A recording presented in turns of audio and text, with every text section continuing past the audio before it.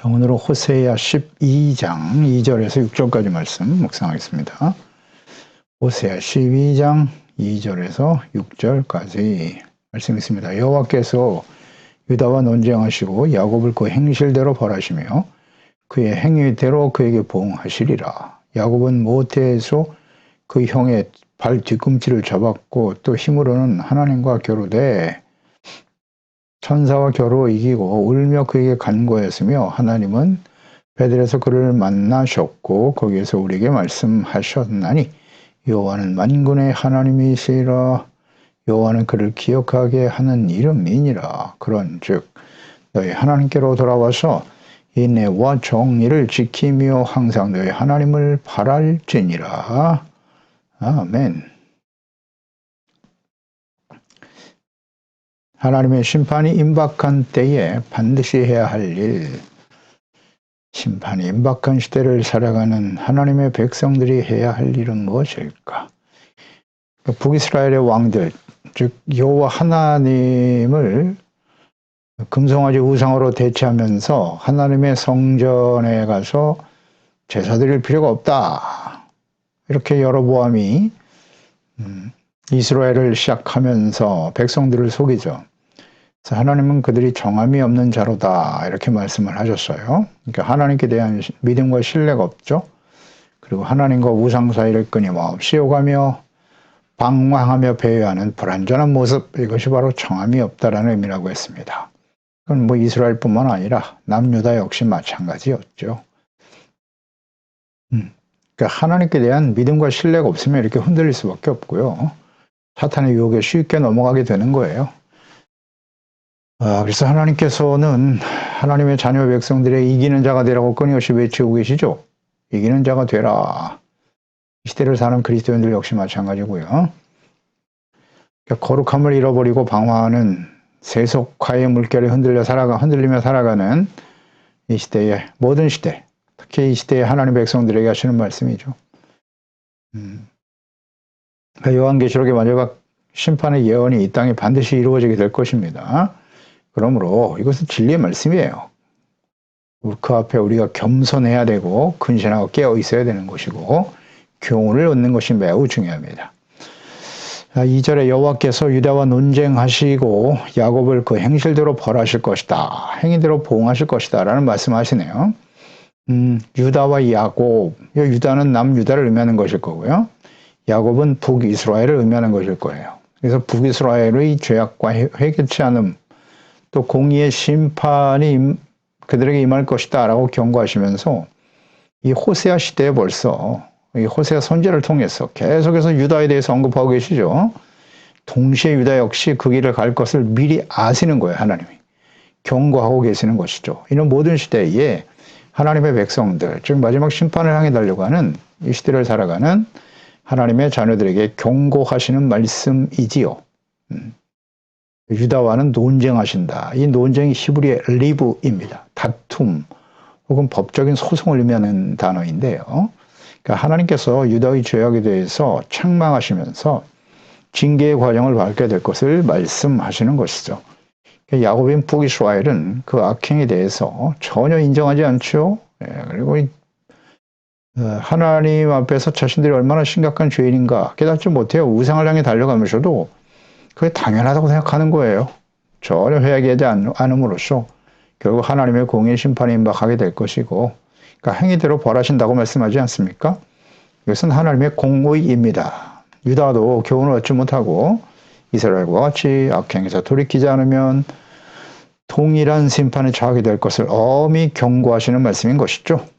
그러니까 유다는 이때 교훈을 얻었어야 해요.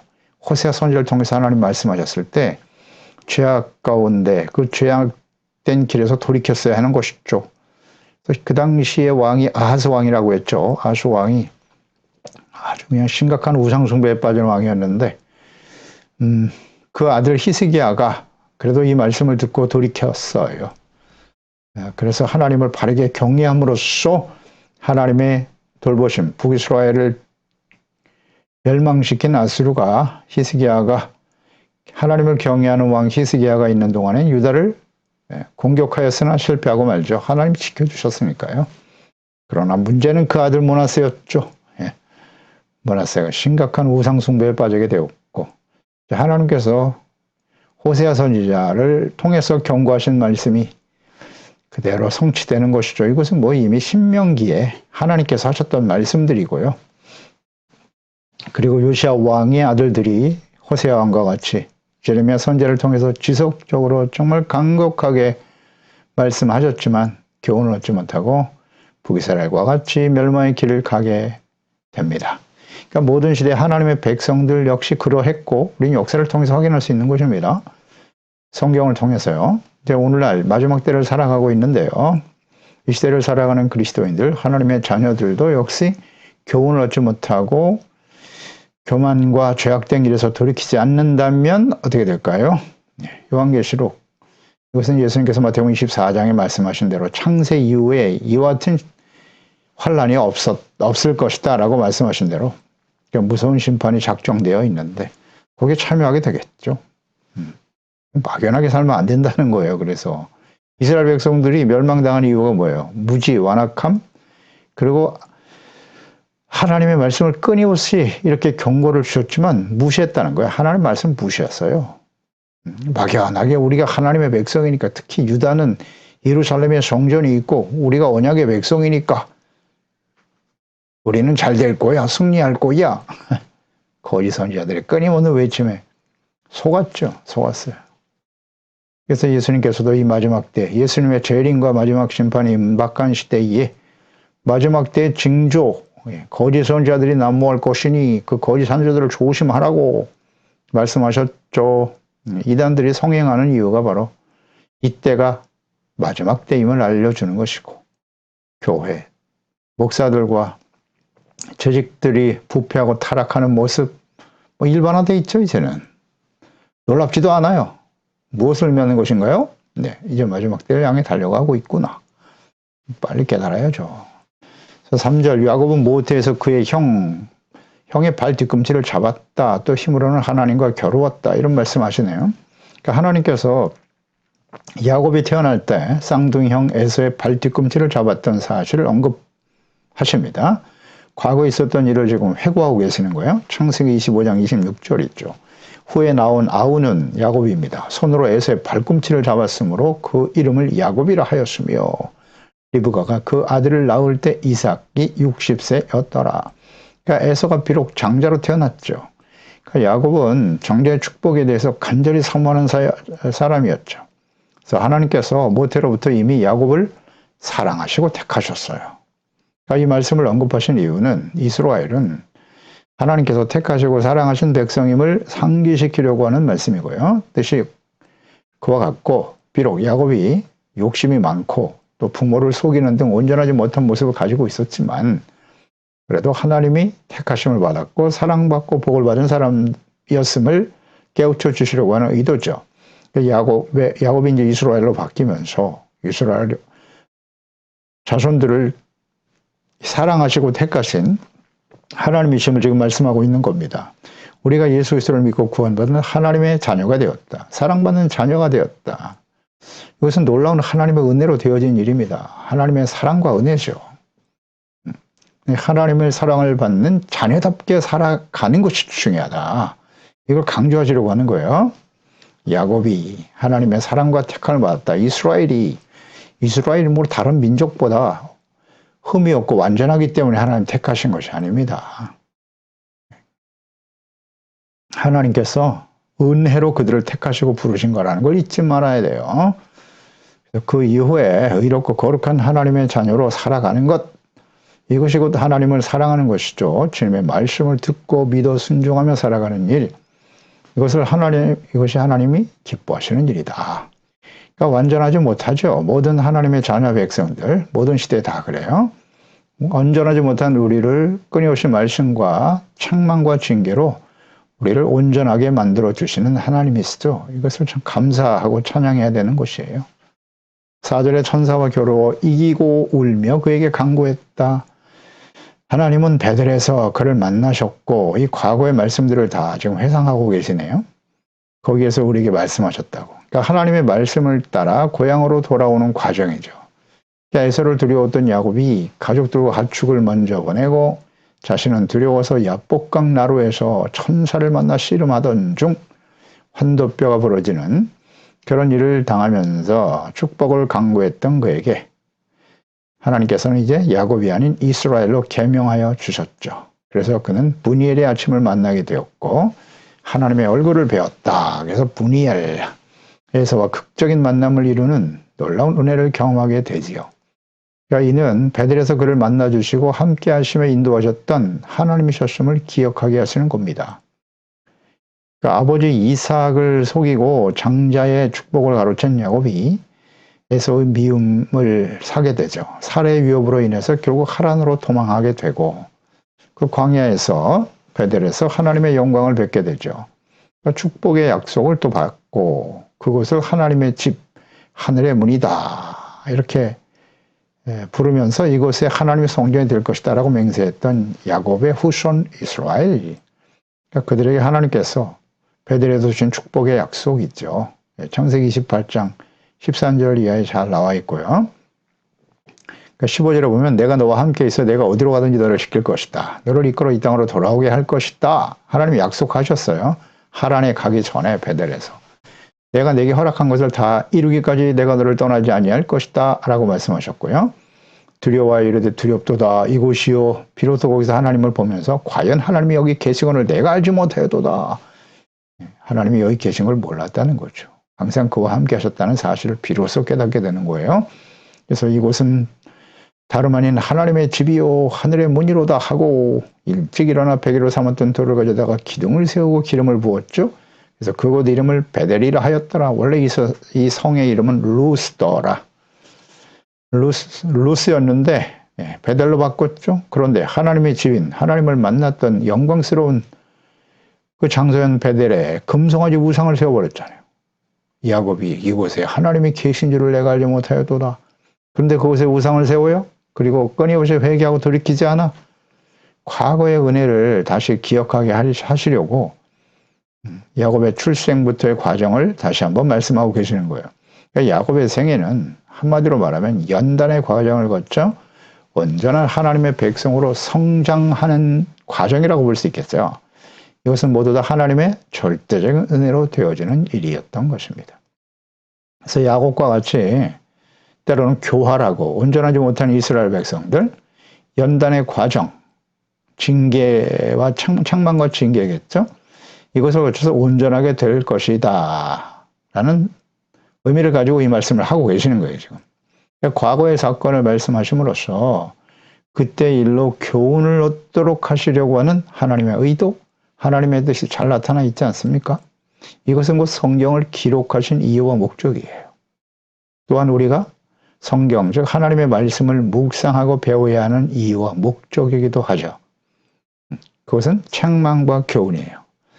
의에 대해서 우리에게 가르치시는 것이고 하나님의 사람으로 온전하게 하시려고 또 선을 행할 능력을 갖추도록 하시기 위해서 성경 말씀을 기록하셨다고 디모데후서 3장 16절에 말씀하고 계시잖아요. 그러니까 이 하나님의 말씀을 기록하셔서 우리에게 지금까지 남겨주셨는데요. 이 말씀 우리가 묵상할 때마다 내가 원하는 내 소원, 이 세상에서 내가 얼마나 더 많은 것을 누리고 이것을 중심으로 이것을 목적으로 하나님의 말씀을 묵상해서는 안 되고요. 그런 경향이 있잖아요. 우리에게는 책망을 듣기 위해서 우리가 온전하지 못하다는 걸 전제해야 돼요. 우리는 예수 믿고 구원받았으니까 의롭다함을 얻고 완전한 자가 된 것입니까? 이렇게 착각하는 성도들이 너무나 많다는 거죠. 이거 조심해야 됩니다. 갓 태어난 거예요. 이제 어린아이로. 그러니까 열심히 배워야죠. 그리고 어린아이들 보세요. 자라는 과정에서 완벽한 아이들이 있을까요? 아니요. 그러니까 끊임없이 부모 입장에서는 가르치고 잘못되면 또 야단치고 책망하고 바로 잡는 것이 맞죠. 우리 아이는 완벽해. 정신 나간 부모죠. 스스로 착각하고 있는 것이죠. 아담과 하와의 후손으로 태어난 자녀들은 사람들은 완전할 수가 없어요. 그 어린아이들 잘 지켜보세요. 말 잘 안 들어요. 거기다가 이제 사춘기에 들어가 보세요. 자신의 이기적인 생각이 얼마나 강한지. 그러면서 이제 점점 깨어지면서 철이 들겠지만 하나님의 자녀들은 하나님의 말씀을 듣고 깨닫는 것이 철이 나는 거예요. 그럴 때 비로소 하나님의 은혜를 소중하게 여기고 부모님의 은혜가 얼마나 소중한 것인가를 깨닫게 되는 거죠. 이런 게 이제 철이 드는 거죠. 시간이 많이 걸려요. 늙어 죽을 때까지 철이 못 드는, 철 없이 사는 사람도 많지만은 깨닫는 게 은혜죠. 그러니까 하나님의 사람으로 온전하게 되어지는 것, 이것이 우리가 말씀을 묵상하고 또 예배하며 기도하는 중요한 목적이 되고 이유가 되어야 한다는 거예요. 그러니까 사람으로서 온전하게 되면 선을 행할 능력을 가지게 돼요. 선이라고 하는 거 우리가 잘 알죠. 하반절에 다시 이제 말씀하시니까 그때 우리 같이 나누면 될 것 같고요. 5절에 보면 여호와는 만군의 하나님이시라 여호와는 그를 기억하는 이름이다. 만군의 여호와 하나님의 이름을 다시 한번 선포하셨어요. 영원히 변치 않으시는 신실하신 하나님이죠. 여호와. 여호와 이름은 스스로 있는 자란 뜻이거든요. 그러니까 스스로 있는 자. 그건 뭐예요? 영원부터 영원까지 그냥 계시는 분이세요. 우리 사람들에게는 시간을 정해주셨죠. 창조하신 그 이후부터 시간이 시작된 거예요. 그래서 지금까지 시간이 지금 흘러가고 있는데 하나님은 그냥 스스로 계신 분이에요. 영원부터 영원까지 계시는 거죠. 이게 이해가 안 되죠. 이 인간의 머리로 그걸 이해하려고 하면 안 돼요. 하나님은 원래 영원하신 분이시라고요. 그분이 만군의 여호와세요. 그러니까 천지 만물을 창조하시고 다스리시고 크고 광대하신 전능하신 하나님이시잖아요. 만군의 여호와. 그러니까 여호와를 이 하나님을 버리고 우상, 사람의 손으로 만든 우상을 섬기면서 그들에게 구원과 복을 구하는 어리석은 백성들을 책망하며 깨우쳐 주시기 위해서 하나님은 만군의 여호와 하나님이시다. 여호와 그를 기억하는 이름이다. 기념하라.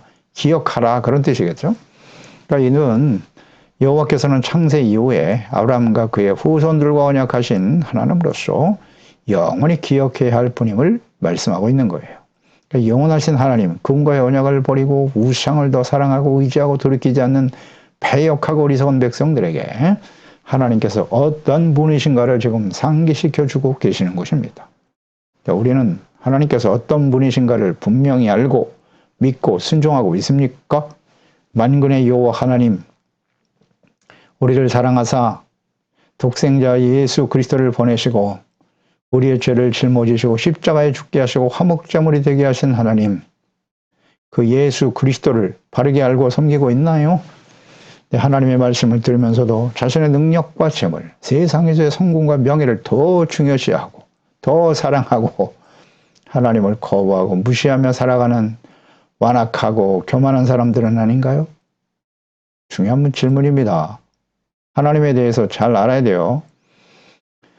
6절에 그런즉 너희 하나님께로 돌아와서 인애와 정의를 지키며 항상 너희 하나님을 바랄지니라. 아멘입니다. 그런즉 그랬죠. 그러니까 하나님의 특별한 사랑과 은혜로 택함을 받고 구원의 언약의 백성이 되었으나 스스로 죄악된 길, 우상 숭배의 악한 길을 선택하며 달려가는 패역한 하나님의 백성들에게 공의의 심판이 작정되었으니 멸망의 길로 가지 말고 그랬잖아요. 그런즉 가지 말고 하나님께 돌아와라. 그래서 인애와 정의를 지키고 항상 하나님을 바랄지어다. 자, 이 말씀을 보세요. 공의의 심판이 임박한 시대죠. 그때가 마지막을 향해서 그 행위대로 벌하실 거라고 말씀하셨기 때문에 북이스라엘은 이제 여기서 돌이키지 않으면 하나님의 공의가 작동될 수밖에 없는, 그래서 이제 아수르에 의해서 멸망을 당할 수밖에 없는 상황이었단 말이죠. 그리고 유다는 여기서 교훈을 얻지 못하고 그 이후에 북이스라엘이 이 아수르에서 멸망을 당한 이후에도 그 의미가 무엇인가를 깨닫지 못하고 교훈을 얻지 못하여 동일하게 그 길을 감으로써 바벨론으로 해서 멸망을 당할 수밖에 없는 상황이란 말이죠. 그러니까 이처럼 하나님의 공의가 심판이 임박한 때를 살아가는 하나님의 백성들이 해야 할 일이 뭐냐는 거죠.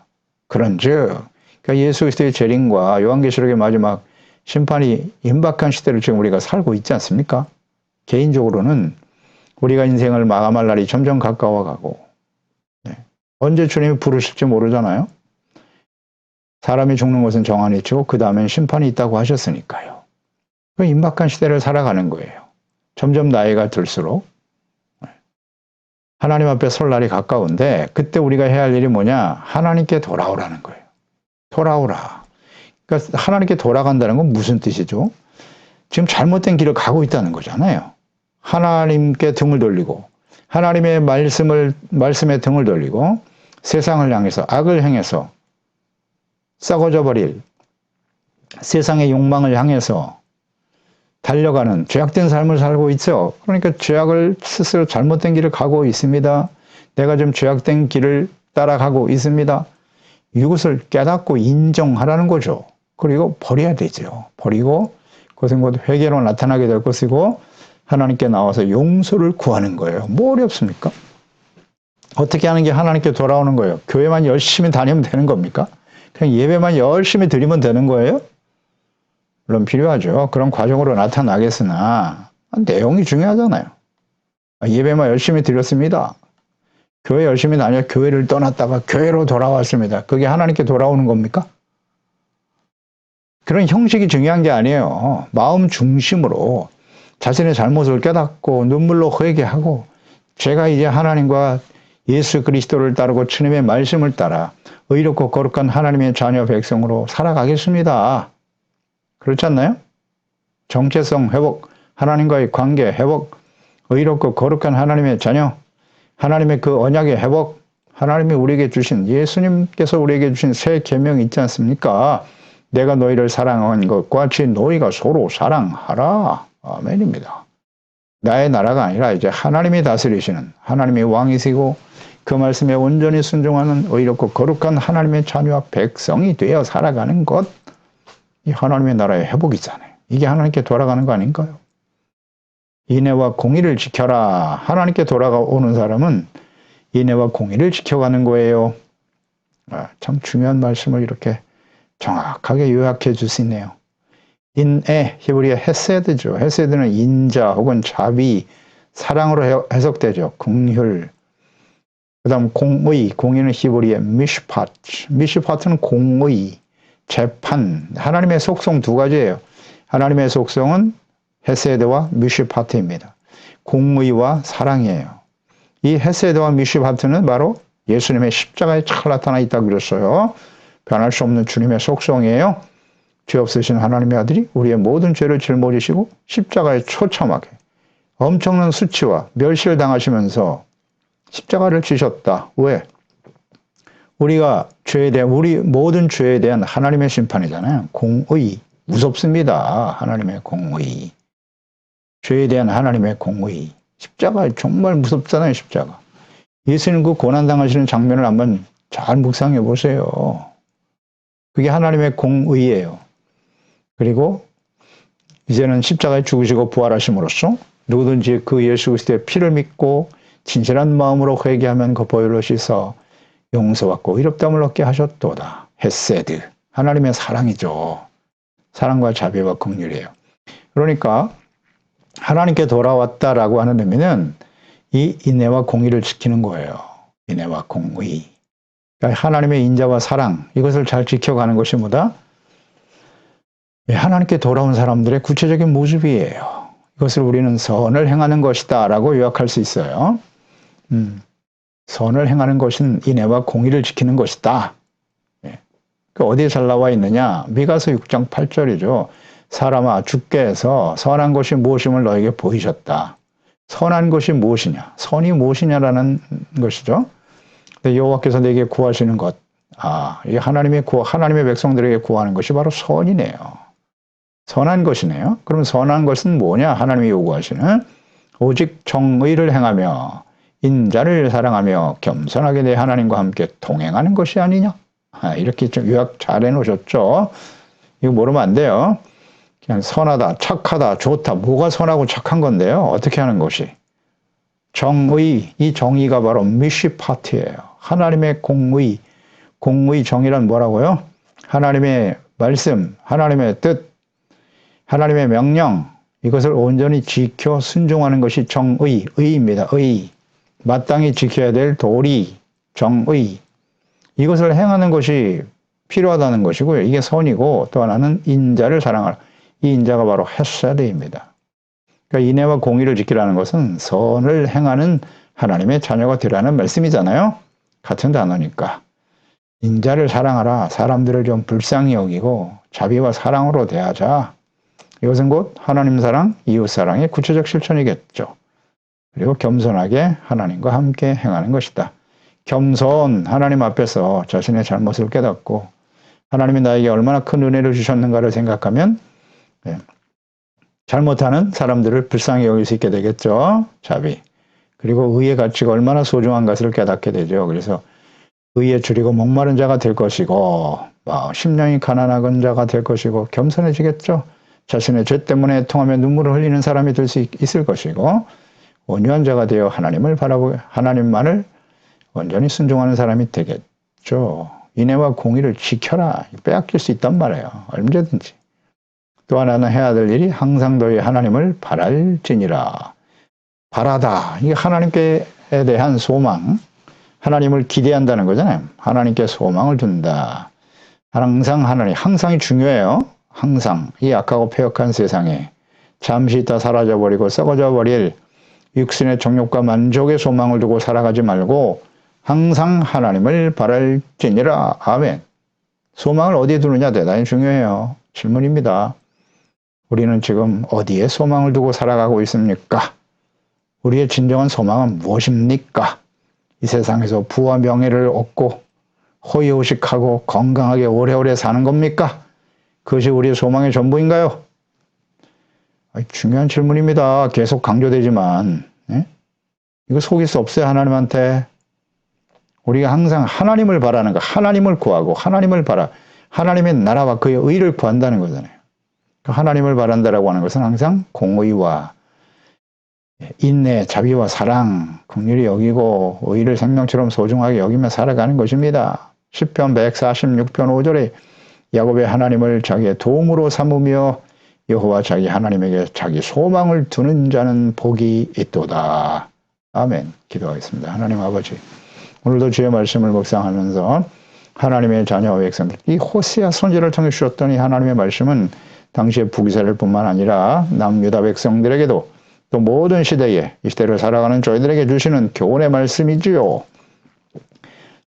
행위대로 벌하실 수밖에 없는 북이스라엘, 그래도 그들은 하나님이 택하신 야곱의 후손이잖아요. 하나님의 언약의 백성이고 사랑받는 자녀 백성임을 주님께서 다시 한번 상기시키시면서 사랑받는 자녀답게 살아가라. 그러니 죄악된 길에서 돌이켜 하나님께 돌아와 항상 인애와 자비와 긍휼을 베풀고 공의 하나님의 말씀을 지켜 순종하는 우리 하나님 앞에 자신의 잘못을 진실하고 겸손하게 깨닫고 회개하고 용서받고 의롭다함을 얻어 정체성 회복, 하나님과의 관계 회복, 우리의 사명을 회복하고 하나님의 자녀답게 그리스도와 함께 성령님의 인도하심을 따라 겸손히 행하는 우리 모든 지체와 가족들, 자녀들이 되어서 주님 오시는 날 흠이 없고 영광스러운 모습으로 칭찬과 존귀와 영광을 얻을 수 있는 저희들이 되게 하소서. 예수님의 이름으로 기도드리옵나이다.